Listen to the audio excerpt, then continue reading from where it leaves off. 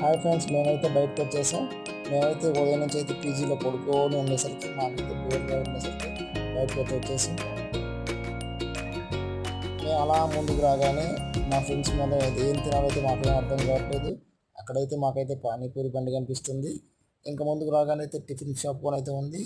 మేమైతే ఈ కన్నడ ఫుడ్ అయితే తినలేకపోతున్నాం. ఇక్కడైతే అలా ముందుకు నడుచుకుంటూ అయితే వెళ్ళాం.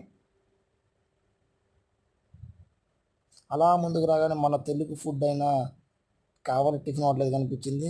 మన బెంగళూరులో తెలుగు ఫుడ్ అనేసరికి మేమైతే ఆత్రంగా వెళ్ళి అయితే ముందుకైతే వెళ్ళి టిఫిన్ అయితే పెట్టించుకొని తింటూ ఉన్నాం.